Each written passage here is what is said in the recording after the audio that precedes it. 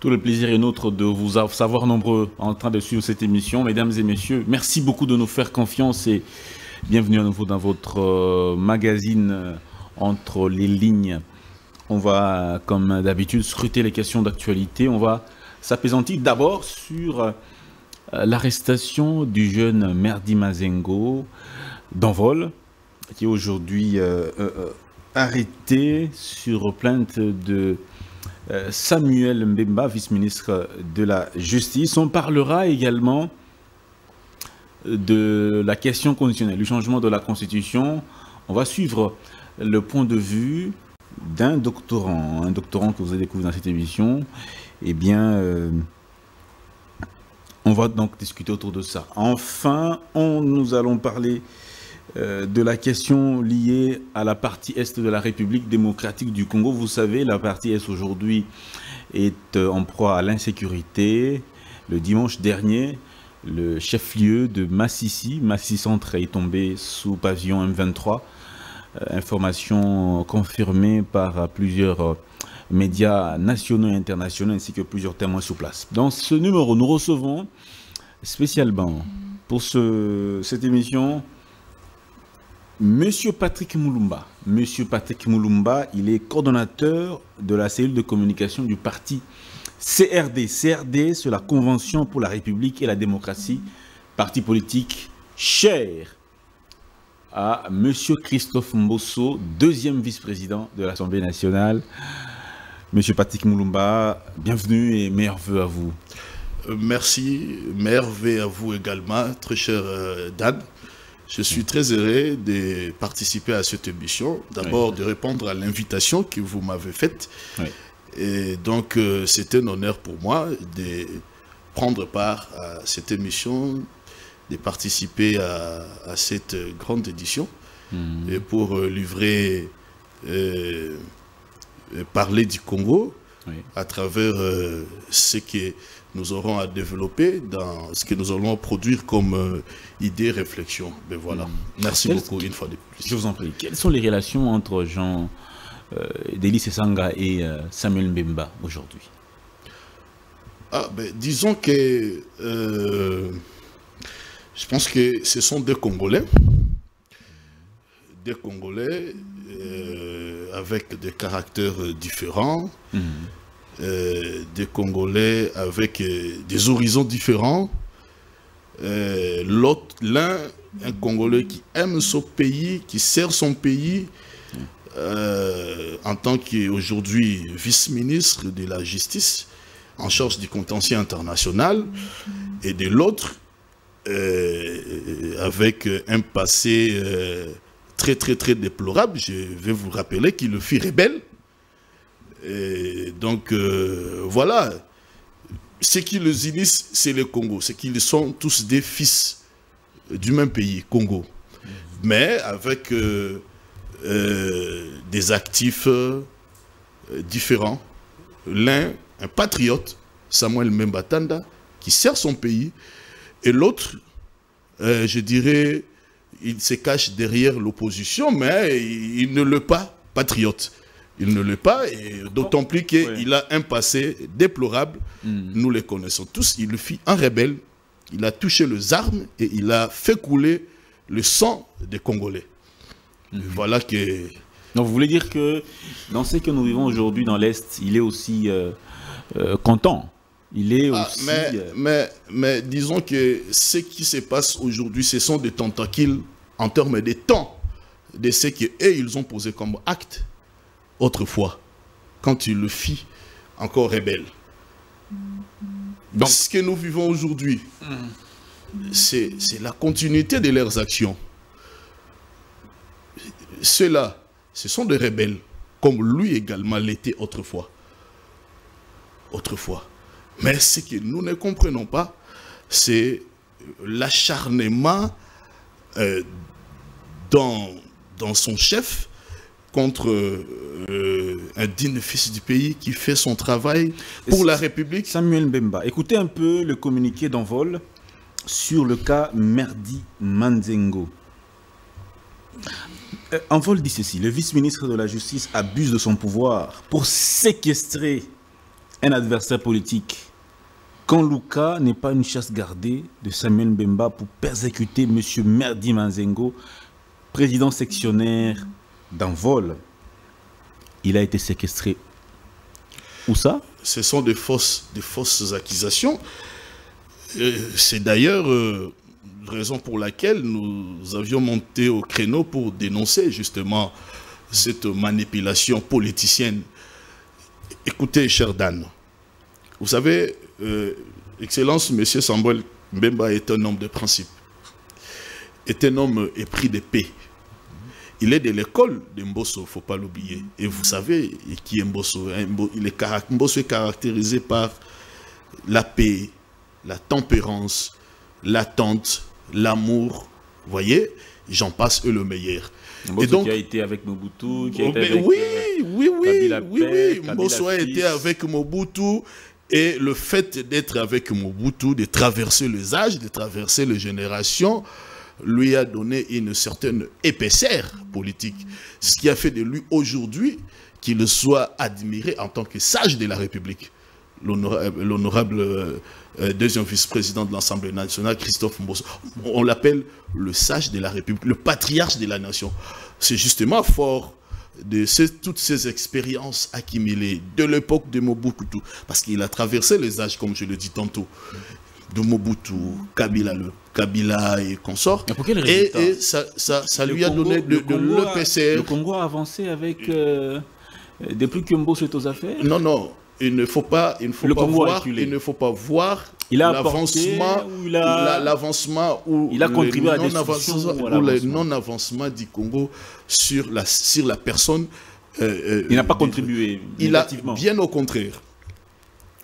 Dans ce qui se passe au Congo, disons, vous savez, je vais vous donner un exemple. Pendant qu'il y a eu de tumultes dans la coalition FCC-CACH. Oui. Vous savez, le Congo a bénéficié de son expertise politique. Il était au FCC à l'époque. Non, pendant le tumulte, je parle bien pendant le tumulte, lorsqu'il a été désigné le président du bureau d'âge de l'Assemblée nationale. Mais il était au FCC. Hein? Oui, il était au FCC. Mais le cours des événements, n'est-ce pas, a fait que pendant ce net moment-là, il a été désigné parce que c'est sur base de la loi, telle que dit la loi, le règlement intérieur. Il était le plus âgé. Et l'histoire l'a choisi. Et vous le savez, le peuple congolais le sait. Combien le patriarche a été utile pour la République à ce net moment de l'histoire. À ce net moment de l'histoire. Là où est le chef de l'État, quand tu le regardes, le patriarche, tu le regardes avec une admiration dont on ne peut expliquer. Parce que le chef de l'État, c'est ce papa, il est quelqu'un sur qui la République peut toujours compter pendant des moments difficiles. Et pendant ce moment-là, le pays a frôlé les dangers. Et notamment grâce à son expertise, grâce à son expérience qu'il a accumulée à travers les âges qu'il a traversés. Et donc, quelqu'un de comme ça, lorsque vous êtes de son école, personne ne peut venir vous accuser, il a séquestré ceci, il a fait ceci. Non, il est de l'école de la tempérance, il est de l'école de l'amour, du Congo, du Congolais. Il est de cette école-là. Moi, je suis de cette école-là. On est devant un cas où un vice-ministre de la Justice, une autorité, un officiel, qui est en face d'un citoyen. Un citoyen qui n'a pas de fonction. Dites-nous, n'y a-t-il pas risque que celui qui a le pouvoir en main puisse le manipuler à des fins personnelles? Non, encore une fois. Pour arrêter ce jeune homme-là. Encore une fois, Samuel n'est pas de l'école de l'arbitraire. Samuel n'est pas de l'école de ceux qui usent de leur position pour punir les autres. Il n'est pas de cette école-là. De toute sa vie, le patriarche ne s'est jamais livré à ce genre de comportement.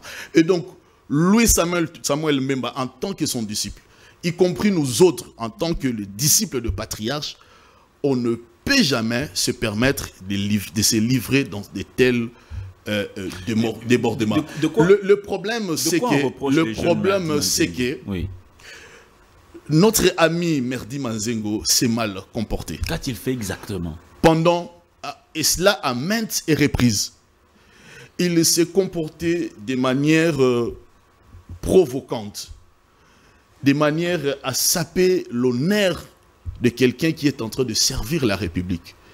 Il s'est servi des médias sociaux pour lyncher un citoyen, un innocent citoyen. En quoi disant? Qu'est-ce que Merdi a dit? En diffamant. La prochaine fois, je vais sélectionner des histoires qui se trouvent encore sur son compte, je crois, Facebook. La liste des diffamations qu'il a fait sur disons, le maître Samuel Mbemba. Parce que là, il faut dire qu'il ne s'agit pas d'un problème qui oppose le vice-ministre. Non, c'est un problème qui oppose des citoyens congolais. Un citoyen qui s'est mis à lyncher l'autre citoyen et ces derniers s'est senti lésé. Ne pouvant pas se faire justice, il est allé, il a fait recours à la justice pour que cette dernière puisse trancher le problème en toute indépendance. Mais pourquoi l'avoir séquestré? Non, il n'a pas été séquestré, il a été arrêté en bonne et due forme. Parce que quand il commettait des actes de diffamation, ça n'était de trop. Le maître Samuel s'est senti lésé et il est allé porter plainte. Il n'a jamais été séquestré par Samuel Mbemba. Il n'a jamais été séquestré. Ce sont des faux bruits propagés par le parti que vous venez de citer. Moi, je ne peux pas citer parce que c'est un parti mallette, sans député national, sans député provincial. Non, sans même un conseiller communal. Donc moi, je ne peux pas citer le nom de ce parti-là. Non, ils n'ont pas. C'est un parti qui n'a pas d'assises.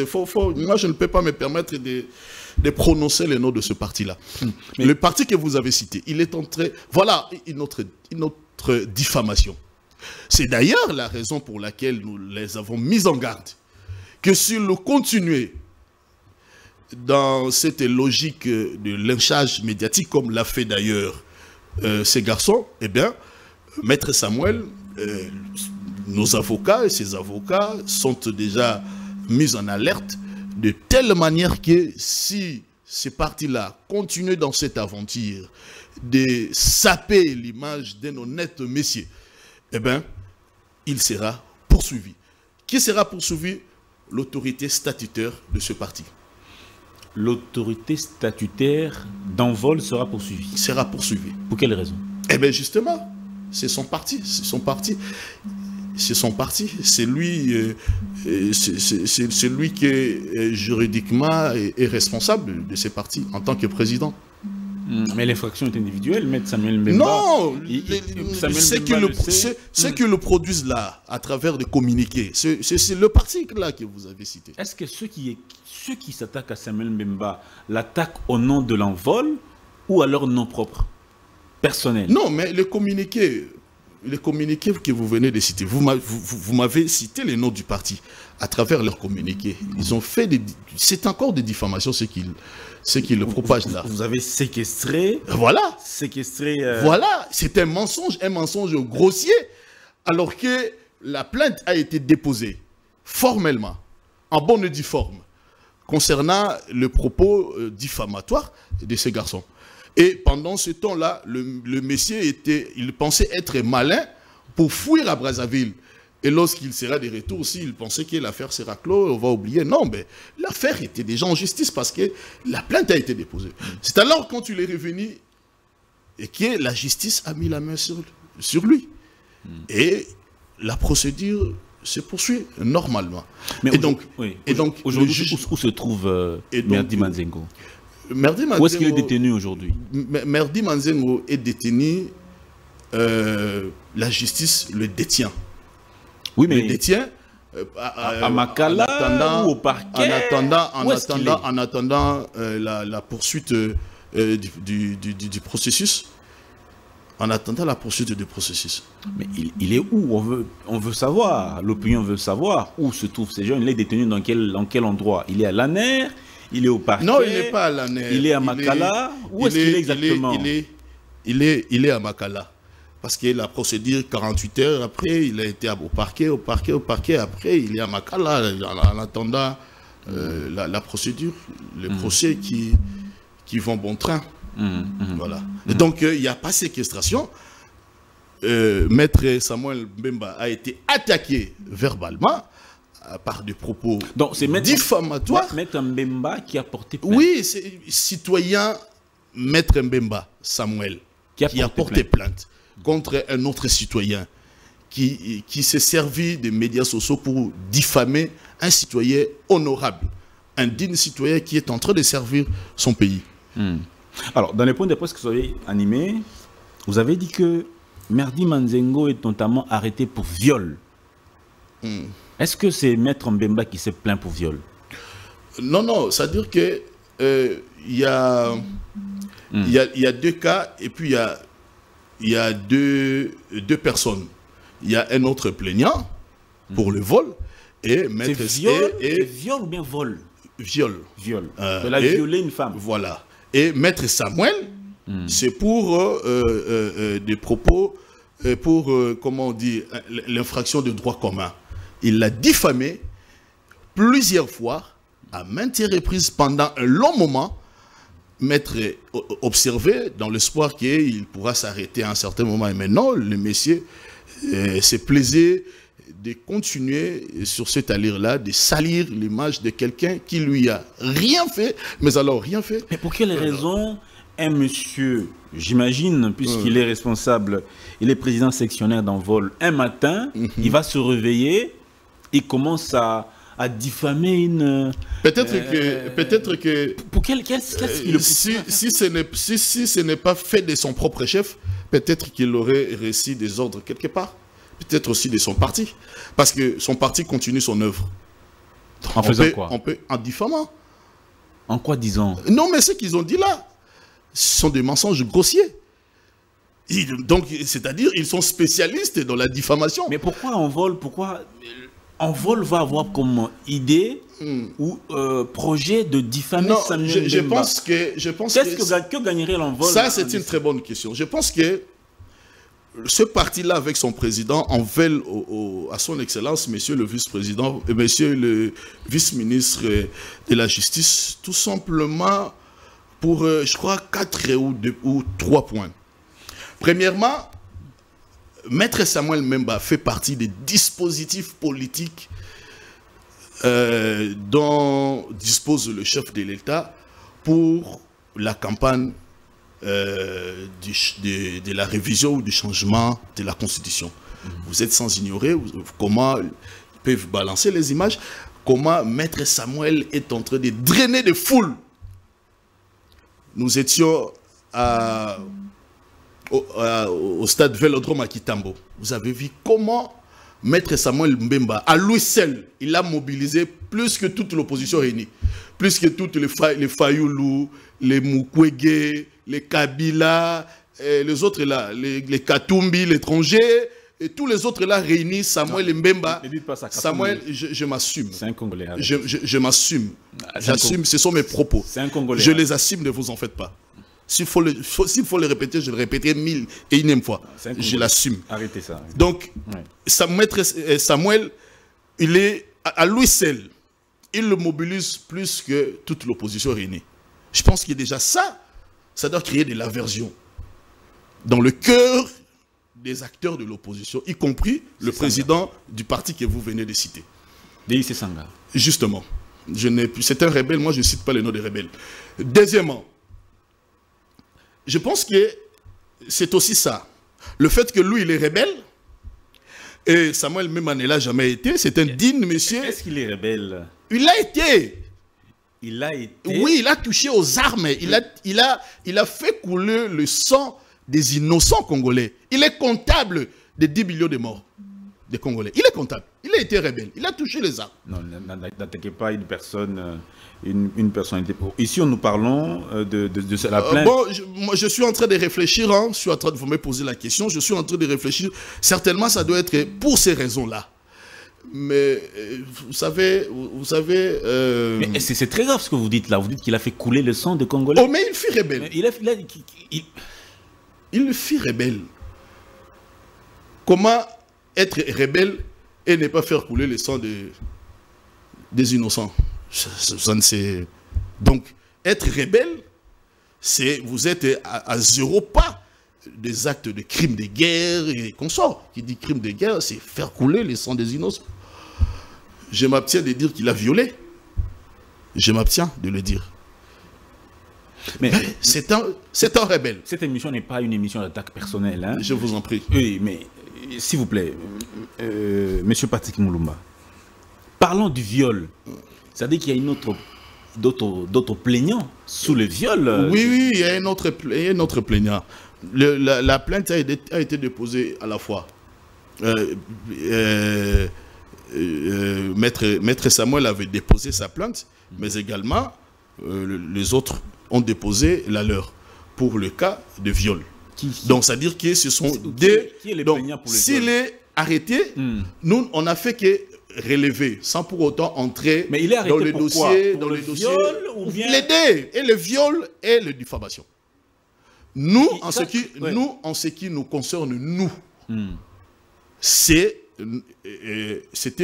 Maître Samuel avait déposé la plainte. Mais il s'est fait que pendant cette même période-là, d'autres personnes ont déposé la plainte pour les cas de viol.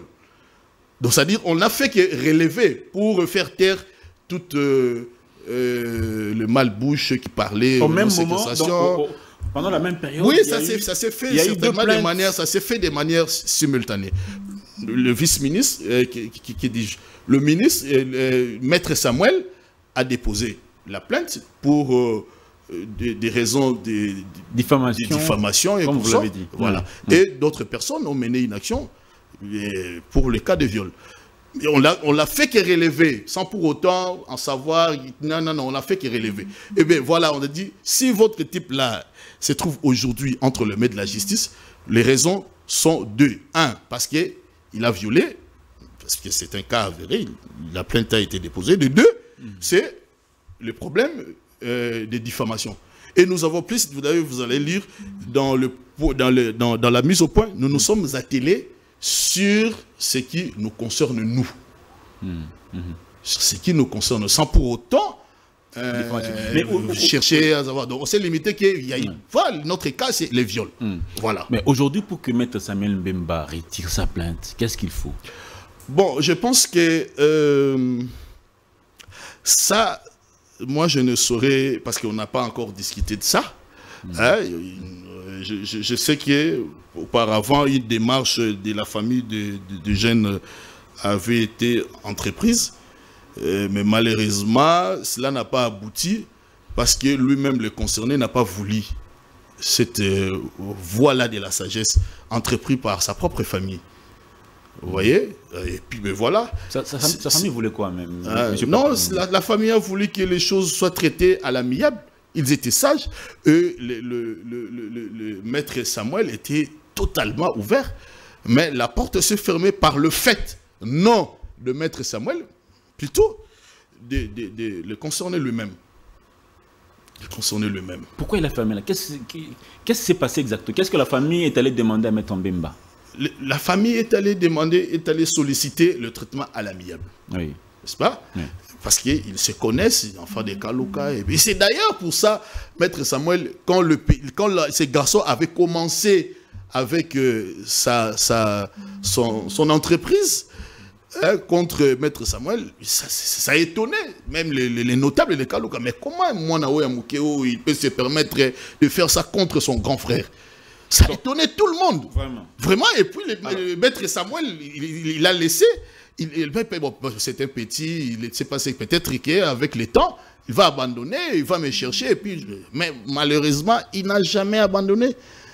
Il n'a jamais abandonné. À chaque jour qui passait, c'est que le monsieur exacerber son entreprise contre le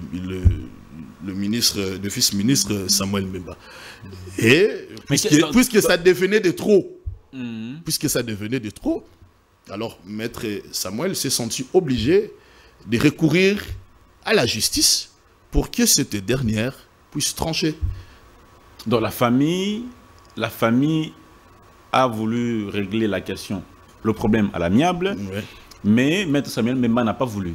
Non, Maître Samuel était ouvert.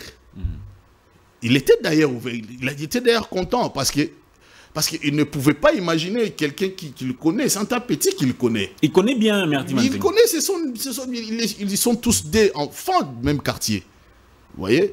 Mais il était ouvert.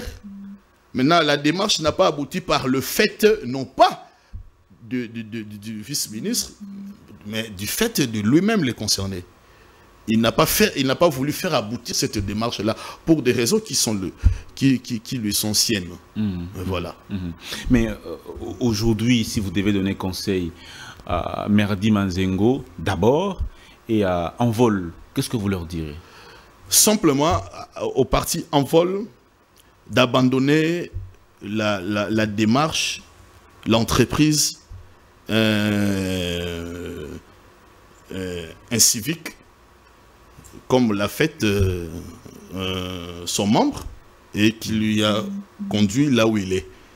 Ils doivent abandonner. Parce que s'ils continuent, les avocats sont en alerte.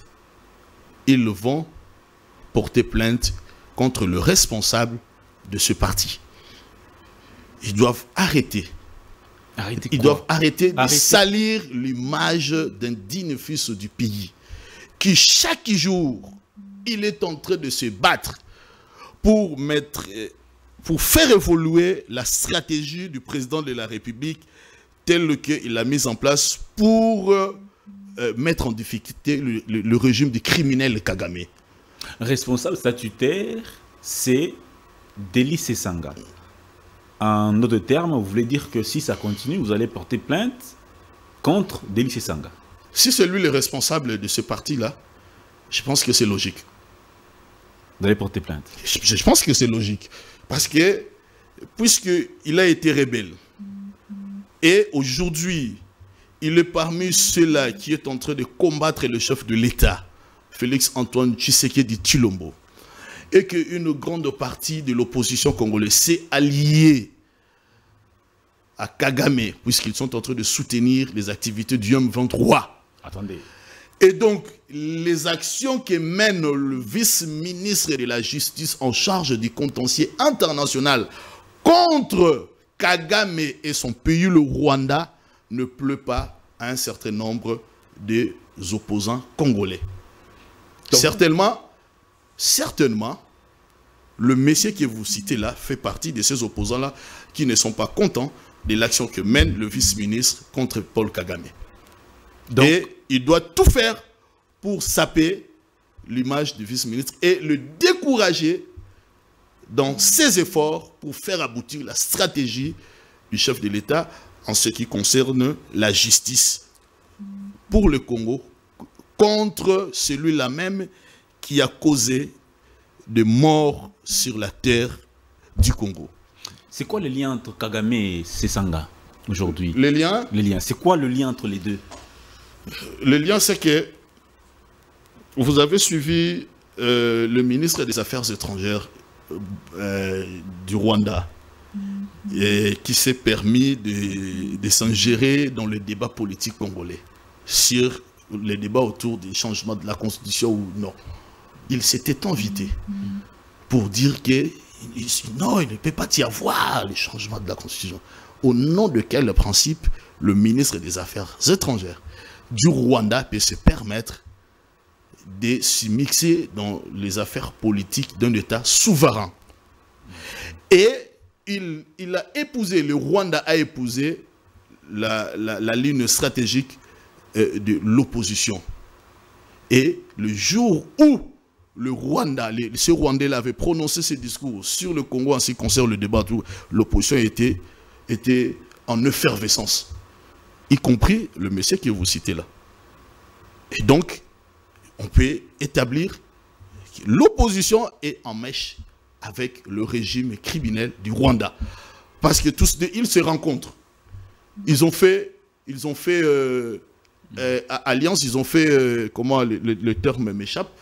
Ils sont en coalition. Ils sont en coalition pour barrer la route dans ce qu'ils pensent, dans leur imaginaire, l'entreprise de son excellent monsieur le président de la République. Alors qu'en tant qu'État souverain, le peuple congolais est en droit de réfléchir sur son destin, sur son avenir. Même sur la Constitution. Personne ne peut nous l'interdire. Donc, toutes les actions menées par Sesanga aujourd'hui pour dire non au changement de la Constitution, c'est en quelque sorte dicté par le Rwanda, si je comprends bien. En tout cas, la déclaration du ministre des Affaires étrangères nous en donne raison sur ce sujet. Ils sont sur la même longueur d'onde. Mais vous parlez au nom du vice-ministre de la Justice. Si vous avez tous ces éléments-là d'information en votre possession, pourquoi vous n'attentez pas une action en justice contre M. Zéli Sesanga et même les autres opposants?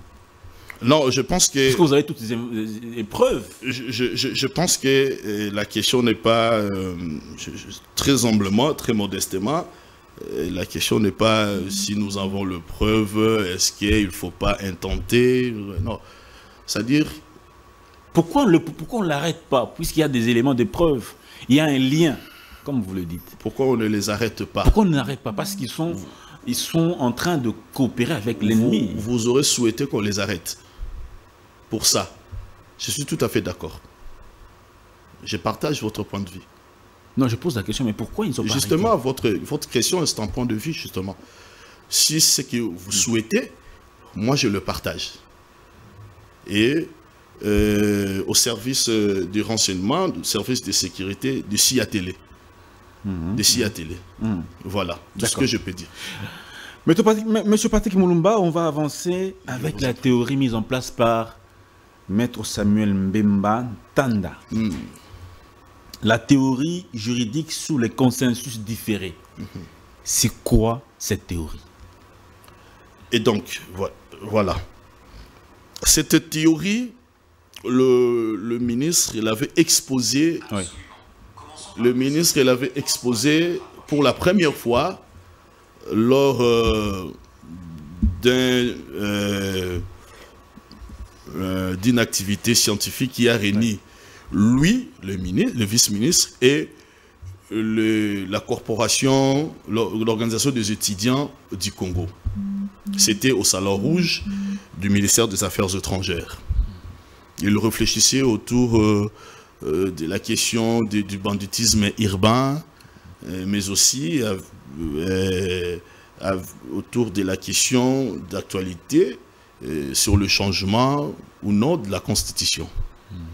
C'est alors qu'il a, à l'attention de tout le monde et à la satisfaction de l'auditoire, il a exposé la théorie du consensus différé.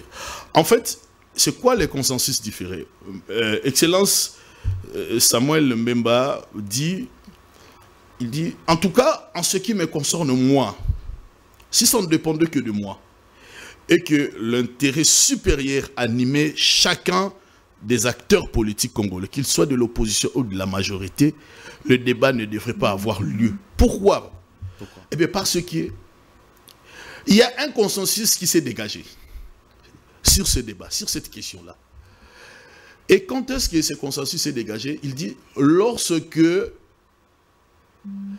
la classe politique, dans une dynamique de changement de positionnement, à un certain moment, ceux qui sont dans l'opposition aujourd'hui étaient au pouvoir. Ils étaient confrontés au défi de gouvernance. Et ils étaient arrivés au constat selon lequel il y a nécessité de changer ou de réviser cette constitution. Vous vous rappelez, en 2016, le débat était houleux. Le tenant du pouvoir de cette époque-là, je me rappelle, il y a eu même le professeur Bochab qui avait produit un travail scientifique, je crois, de la révision constitutionnelle ou de l'inanition de la nation. La révision constitutionnelle ou de l'inanition de la nation. C'était le professeur Bochab à l'époque. Il était de la majorité. Et tous les tenants de la majorité de cette époque, ils étaient pour le changement de la Constitution. Pourquoi? Parce qu'ils se sont rendus compte à cette époque-là qu'effectivement, notre Constitution pose un sérieux problème et qu'il faut la changer. Nous avons évolué 2016, 2018, 2019, il y a eu élection, et puis il y a eu, dans la dynamique de changement de positionnement, il y a eu changement. Ceux qui étaient hier dans l'opposition sont aujourd'hui dans le pouvoir. Samuel Mbemba était au FCC, tout comme Christophe Mbosso. Et oui. Ils étaient tous les deux au FCC. Oui, oui. À l'époque, il prêchait aussi les changements. Ben oui, naturellement. Et aujourd'hui, il prêche encore le changement. Ben parce qu'il est dans le pouvoir et il continue à croire aux raisons qui, en son temps, ont amené à la réflexion pour changer cette constitution. Alors, comment concilier les vues alors? Justement, ceux qui étaient autrefois dans l'opposition, aujourd'hui, ils sont dans la majorité. Ils sont confrontés au même défi de gouvernance qu'ils n'avaient pas lorsqu'ils étaient dans l'opposition. Vous savez, être dans l'opposition et être dans le pouvoir, c'est deux mondes différents. Dans l'opposition, vous êtes parfois dans des hallucinations. Parfois dans des histoires, je pense, mais lorsque vous êtes vous êtes au pouvoir, vous êtes confronté au défi de gouvernance, c'est alors que vous allez vous rendre compte de beaucoup de réalités, parmi lesquelles, justement, l'évidence qu'il faille changer cette constitution, soit la réviser. Et donc, il y a eu consensus en des temps différents. Et puisqu'il y a eu consensus en des temps différents, voilà pourquoi il a nommé consensus différé. Bon, maintenant, il dit, c'est là où maintenant ça devient encore intéressant, il dit que si réellement la classe politique dans son ensemble, cette classe, elle était animée par l'intérêt supérieur de la nation, il ne devait pas y avoir de l'opposition pour ce qui concerne cette démarche.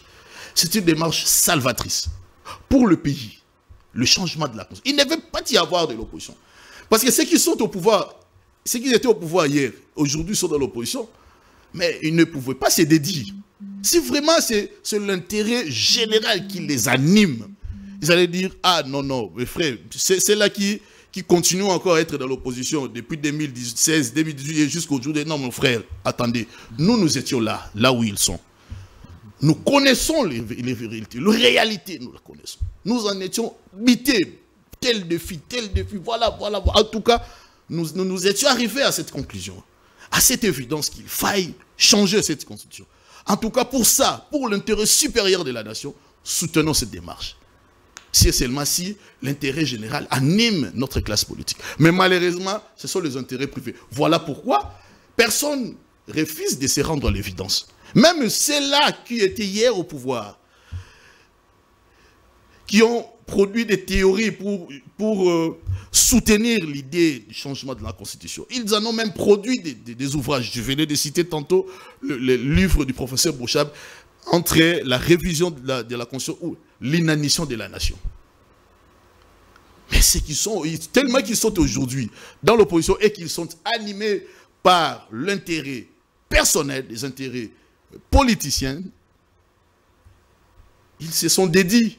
Mais pourquoi changer la Constitution aujourd'hui? Mais pour bien des raisons. Pour bien des raisons. Telles que quoi? J'épouse par exemple la raison telle que développée par le chef de l'État.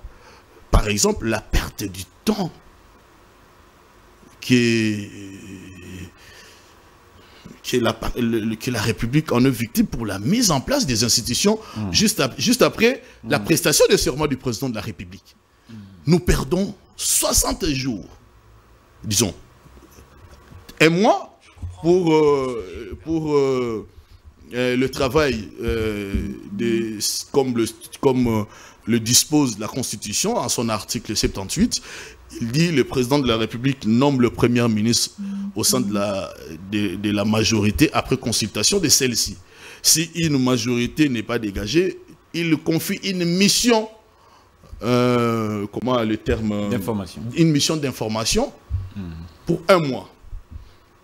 Et cette mission est susceptible d'être renouvelée pour un autre 1 mois. Donc 2 mois. Vous connaissez la classe politique congolaise. Bon, je ne dirais même pas la classe politique congolaise. Aujourd'hui, le comportement de la classe politique congolaise devient universel. Regardez comment M. Sarkozy s'est comporté. Alors qu'à l'issue des élections, son parti, sa mouvance avait perdu totalement.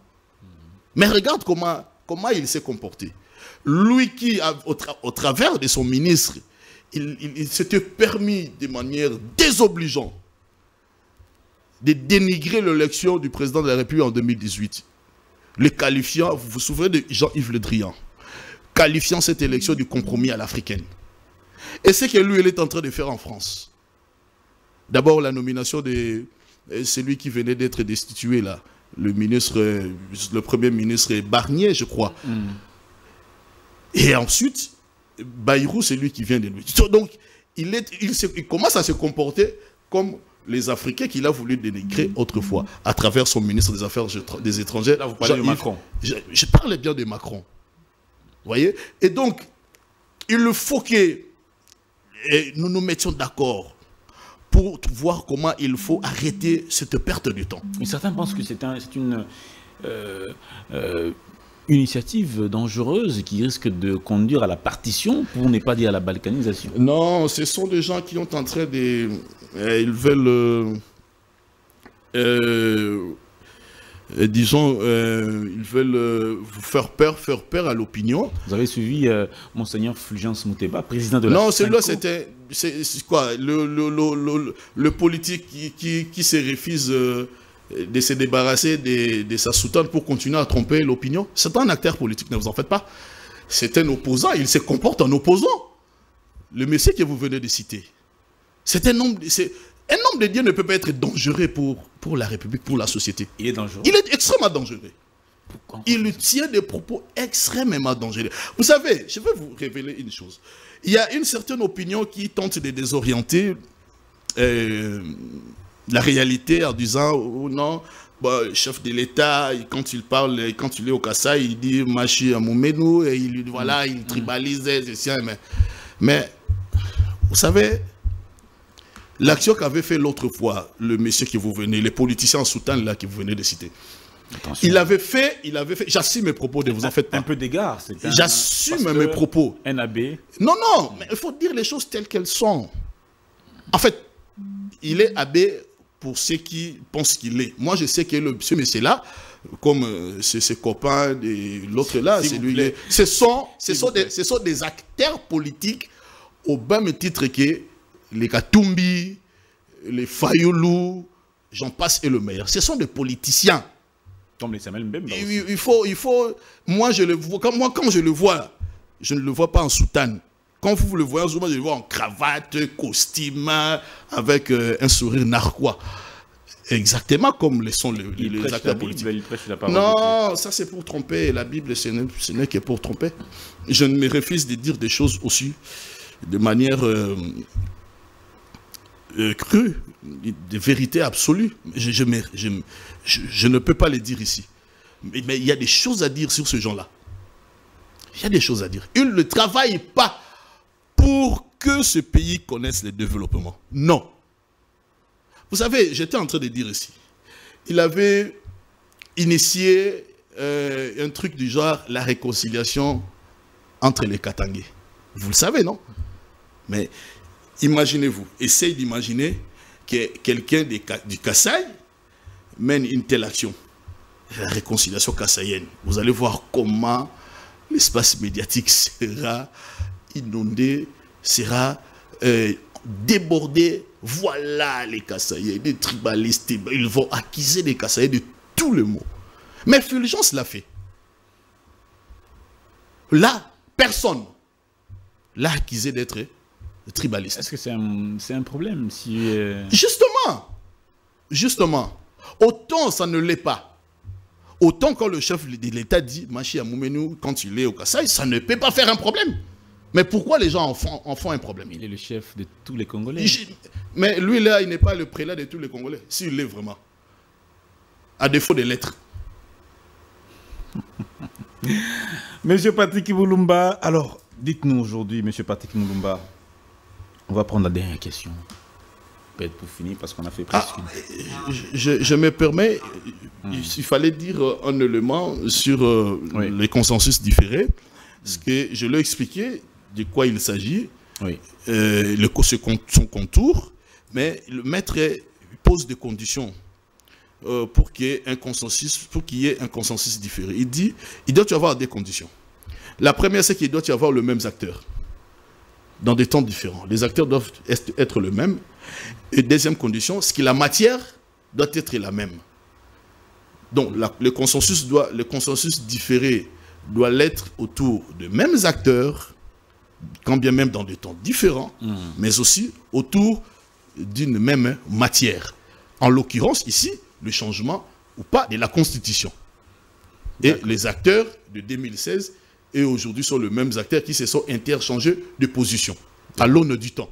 À l'aune du temps. Voilà. Alors, Monsieur Patrick Moulumba, pour finir, dites-nous aujourd'hui votre passage dans cette émission. Qu'est-ce que l'opinion devra retenir de votre passage dans cette émission entre les lignes aujourd'hui à Congo Buzz Télévision? Oui, l'opinion doit retenir que il y a eu de mensonges qui sont distillés sur le vice-ministre Samuel Mbemba Tanda Kabuya, comme quoi il serait le responsable de la prétendue séquestration de M. Merdi Manzengo. Alors que c'est une chose montée de toutes pièces contre ses adversaires politiques. Monsieur Samuel Mbemba Tanda, vice-ministre de son État, n'a jamais, mais alors jamais, séquestré un citoyen congolais. Il ne l'a jamais été, il ne l'a jamais fait.